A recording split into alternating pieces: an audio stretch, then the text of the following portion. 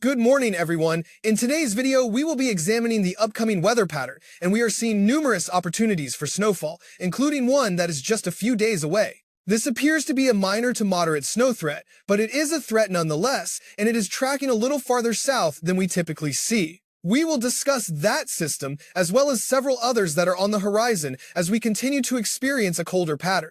The central theme for today is that the forecast models have adjusted their outlook regarding a warm-up that was expected around the middle of the month. We will talk more about that a little later. For now, let us proceed directly to the model guidance. I believe we will begin by taking a look at the European model. First things first, as we look ahead to tomorrow afternoon, there is not a great deal of activity happening at the moment, which is why we are not focusing on current conditions. However, by tomorrow afternoon, we will begin to see things taking shape. I seem to be having a small technical issue with my drawing tool, so let me just adjust that. There we are. It still seems a bit smaller than usual. Let's try this one. Perfect.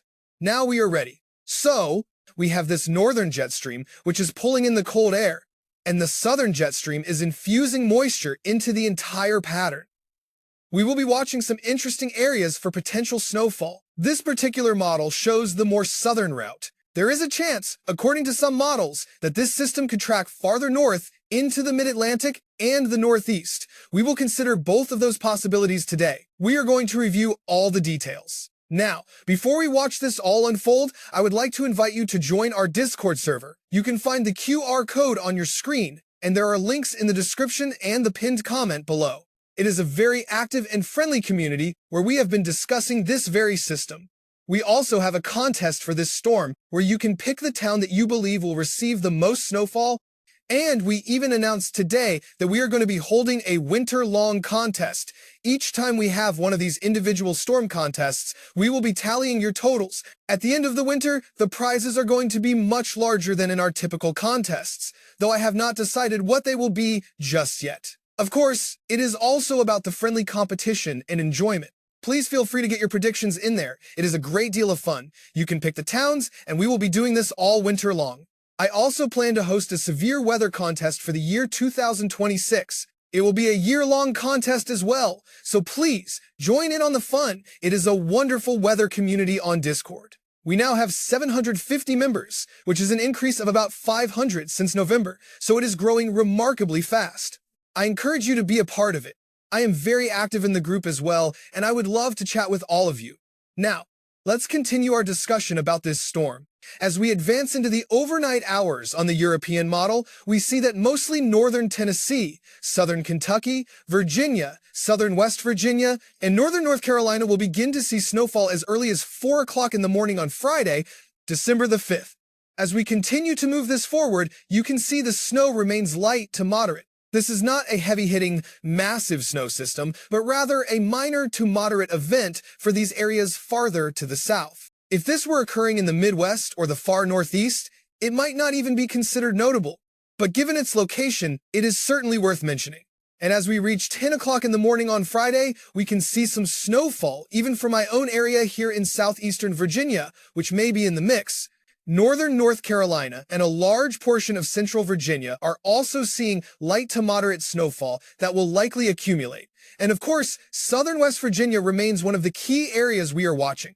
The European model is one of the models forecasting a track farther to the north. It does move a bit up the coast, and we start to see snowfall for Washington, D.C., Maryland, Delaware, southern Pennsylvania, and New Jersey, even southern New Jersey. So, many of the areas that were missed by our previous snow systems might receive a little bit from this one. And again, this is just a few days from now. This is not a long-range or even a medium-range forecast at this point.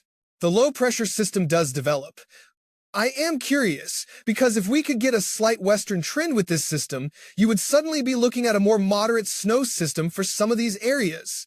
It is just positioned a little too far to the south right now. And when we look at the jet stream, the real issue is that its flow is very flat. It is not lifting up the coast at all. So, it would take a significant change to pull this system any farther to the west or north. However, it is still possible. If that is going to happen, I would expect it to begin showing up on the models within the next 24 hours. We will certainly see what happens by tomorrow. The good news for those of you who may not see snowfall from that one is that we have another system forming for the weekend and into the early part of the following week, around Monday and Tuesday. So it will not take long for us to get into our next weather threat. Looking at Saturday afternoon on the 6th, we can see the Cascades, the Rockies, and even up into Western Canada are experiencing some moderate to heavy snowfall. We also have a clipper system with its low-pressure center located over Nebraska and Kansas. And we are also seeing some snowfall to the north of that system. It is important to remember that the jet stream is still descending into the eastern part of the country at this point, which is a critical factor here. We are seeing some upper Midwest snowfall, some of it quite heavy, for the Dakotas, Minnesota, Iowa, Wisconsin, Illinois, Indiana, Michigan, and Ohio. What we see happening with this one is we have a piece of energy up here, and we also have a southern piece of energy where that southern stream is moving in. But we can tell there is a little bit of separation between that northern jet and the southern jet right here. And this is still 105 hours out on Sunday the 7th. There is certainly time for things to come together more cohesively. Obviously, even this particular scenario results in a snow system for some of these areas, but it could potentially be larger. It could, of course, be smaller as well, but I am just trying to provide you with the possibility of a more significant scenario so you have a complete idea of what we are tracking for this setup. As we continue toward Monday, what we see is that this low-pressure area is simply too far to the south compared to where the cold air is located, which is up here. We do not really get a connection between them, but please stay tuned, because we are going to look at the GFS model where we do see this one connect. That will give you an idea of what that scenario might look like in just a moment. As we reach Monday, it is quite clear we are in a pattern, with warmer air out west and all of that Arctic air pouring into the east still by the 8th of the month. So, this is a rather extended period of cold air that we are dealing with. And there is something else happening that has not received much attention. I probably will not go into great detail here, but we will likely discuss it in our Discord server and perhaps in future videos. We are seeing a couple of things I wanted to make you aware of. The MJO, which is another one of our long-range climate indicators, is becoming extremely favorable as we move into what is known as Phase 8 for those of you who follow that. If you do not, please do not worry. It simply means we have good opportunities for continued cold and potential snowfall. That is the direction that the MJO is heading, and it is a significant factor. Another thing is, we talked earlier in November, around the middle of the month, about a sudden stratospheric warming event, which can cause the polar vortex to split and head farther south. We are now experiencing the effects of that event. There is typically a 1 or 2 week lag time for that to occur. We are now seeing the models begin to suggest that we are about to see another sudden stratospheric warming event. And if that does happen, it would set the stage for an active period from late December into mid-January. In essence, we would be looking at a second round of this pattern. It does appear that we are shaping up to see something like that, which continues to show promising signs in the short, medium, and long range for those who enjoy cold and snow. I just wanted to provide you with an update on all of that. Again, we will delve deeper into that in our Discord server. Looking at Tuesday, the 9th, we see another small clipper system, which is a very fast-moving system that moves through the Midwest, the Great Lakes, and the Ohio Valley. We still have a ridge of high pressure in the west and a trough of low pressure in the east. That system does eventually bring some snowfall to the mid-Atlantic and northeast, which will be mostly light, but perhaps moderate in some areas. We can already see the next clipper system beginning to take shape. As we have discussed before, the main characteristic of clipper systems is that there are often many of them, they move quickly, and they produce lighter snowfall amounts. But when you see 1, 2, 3, 4, or even 5 of them in succession, the totals can begin to add up. Also, they tend to affect areas that are much colder, which are areas where the snow does not melt as quickly. So it does sometimes stack on top of what is already there. We are seeing another one already developing by the 9th and 10th time frame. We see that one move down into the Midwest and the Great Lakes, and then it could impact the Northeast as a moderate to heavy snow system. Only time will tell on that one. We then see a recycling of the cold air, with warmth in the west and a trough in the east. This brings us to the 12th, which is a Friday. Now, if you watched yesterday's video, you will know this model did not look like this for the 12th just yesterday. It was showing very cold conditions in the west and warmth in the east. But we have seen this model really move away from that idea and reinforce the notion that we are going to see continued cold in the east, at least for a while longer. The Midwest and Great Lakes are seeing another Clipper system moving through on the 13th, a Saturday. We see that system move into the Mid-Atlantic and the Northeast with some light to moderate snowfall for what would be about the third time. As we keep going, we stay cold in the east and warm in the west pretty much through the entire model run. We do see things become a little more neutral toward the very end, which is on the 18th. This is very far out in the forecast, so we must take it with a grain of salt, but the jet stream does become much flatter, where you can see it is flowing mostly from west to east. There is a small snow system for the Mid-Atlantic and the Northeast here, and if we are in a flat jet stream pattern for this time of year, especially considering the amount of Arctic air we have over North America, it does not necessarily mean it will be a warmer time period at all. In fact, it will mostly be colder for these northern areas. And that is why we are getting mid-Atlantic and northeast snowfall despite there being no significant trough in the east. Now, the GFS model, again, is going to show something a little bit different, so let us watch it play out. We have snowstorm number 1, which is tracking farther south. We see more of western North Carolina and southwestern Virginia getting snowfall, initially, around 4 o'clock in the morning on Friday. And then we see more of northern North Carolina and even southeastern Virginia getting moderate snowfall by 10 o'clock in the morning. Then, we see this system maintain snowfall for those southern areas without really moving up the coast. So, indeed, for Northern Virginia, the District of Columbia, Maryland, Delaware, Southern Pennsylvania, and Southern New Jersey, you may end up with very little in this scenario. And we are discussing a system that is only about 2 days away. So, it is quite remarkable that the outcome could be several inches of snowfall or literally nothing for some of these areas, and we are so very close to the event. So, please stay tuned for updates on this particular system. I have mentioned in our community discussions that I truly feel this is an all-or-nothing scenario for many people where it is either going to be a surprise for many folks or it is going to amount to practically nothing. It is going to be a very challenging storm to track, so I would advise that you manage your expectations. This forecast is subject to change. This is because it has been so inconsistent on the models, but it is certainly an exciting system to follow. Then, looking ahead to Sunday, the 7th, and into Monday, the 8th, take a look at this. We see another snow system developing for similar areas, where the European model had the low-pressure system in about the same spot. It simply did not have quite as much cold air in the mid-Atlantic. But in this forecast, we get the cold air and we get the storm. And this actually leads to another snow system tracking quite far to the south. Please take this with a grain of salt for South Carolina and North Carolina by Monday afternoon on the 8th. It would have to be an incredibly cold day on Monday for the high temperatures to be low enough to support snowfall in these very southern locations. Time will tell, of course. I believe our very best chance for snowfall in the east is if the entire storm tracks farther northward and we see more of the mid-Atlantic included. But, nothing truly surprises me these days with the weather, so we must consider it as a possibility. We are generally keeping the cold in the east. We see Clipper System number 1 and then Clipper System number 2 there. Again, this one looks to be a more significant event for the Mid-Atlantic and Northeast, at least for a Clipper system. Then we do see a warm-up on this GFS model for the 13th and 14th, and then we see some colder air moving back into the region. But look at this. We still have this southern stream infusing moisture, and the northern jet stream bringing in some stronger systems. And we end up returning to a snowfall pattern across the northern plains, the upper Midwest, and the Great Lakes.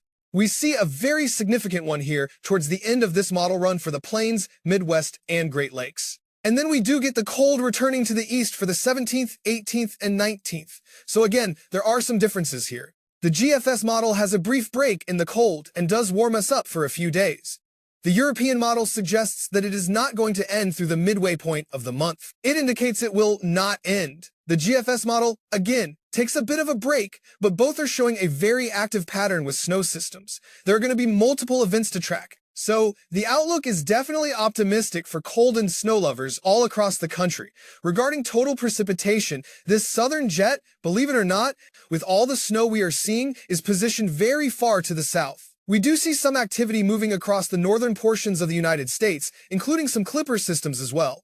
This is the general storm track that we are seeing most often. So, we have some northern stream activity and a lot of southern stream activity. The outcome will depend a great deal on how much these two streams come together, as we have discussed throughout the video. Now, for the anomalies here, we do see above average precipitation for the northwest, below average in the southwest, below average for the south-central region, and below average for a lot of the east here. Again, despite having what are likely above average chances for snowfall, we are not really getting any significant rainstorms in between these events at all. So, we are not getting those large, soaking rainfall events. We are not getting huge snowstorms either. You have to remember that most snowfall comes at a 10-to-1 ratio, so 1 inch of liquid precipitation is equal to about 10 inches of snowfall. During this 15-day period, you probably average seeing more than an inch of precipitation.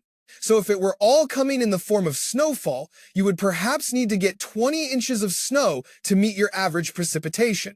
In a cold pattern like this one, it is possible, but we are just not seeing that level of snowfall here. But I would say the chance for snowfall is above average. It is just that the overall precipitation, the overall moisture, is not meeting the average standard for many of these areas. And that is why this is a bit unusual. We are getting a lot of snow within a below average precipitation pattern. We do see that some of the lower Cascades and Sierra Nevadas are showing below average snowfall on this European model, but the northern Cascades into the Rockies look to be near average, to perhaps even a little bit above average in these northern areas. For the northern plains, Midwest, Mid-Atlantic, and Northeast, this is all looking very good and very active. This is especially true for these farther south locations.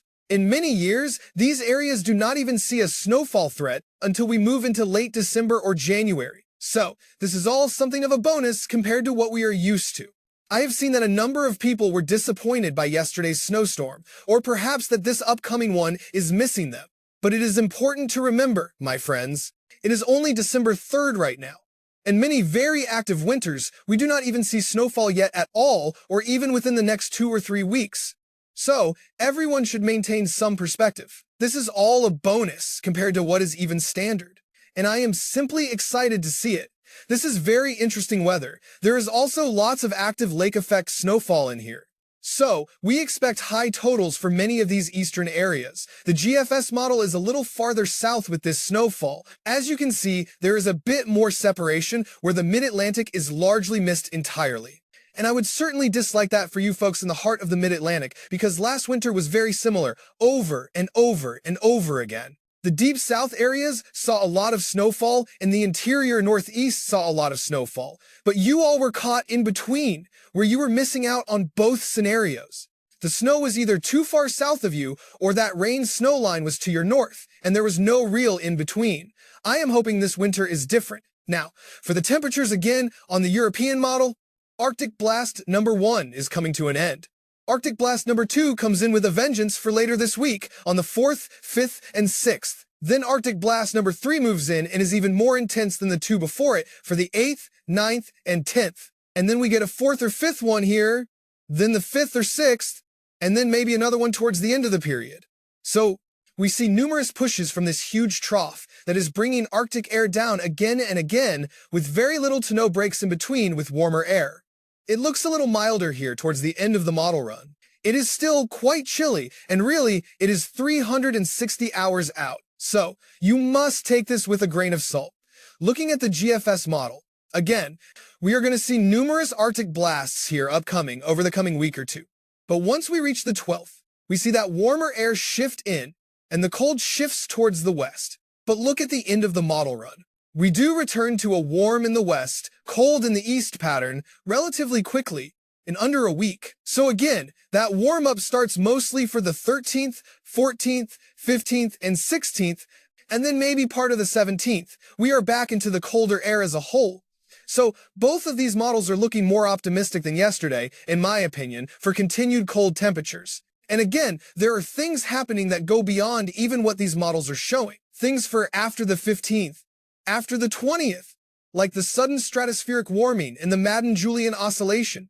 All of those things are lining up to give us some confidence in the medium to long range that we will see more cold than warmth overall in most of the central and eastern United States. And with that will likely come a lot of snowfall opportunities.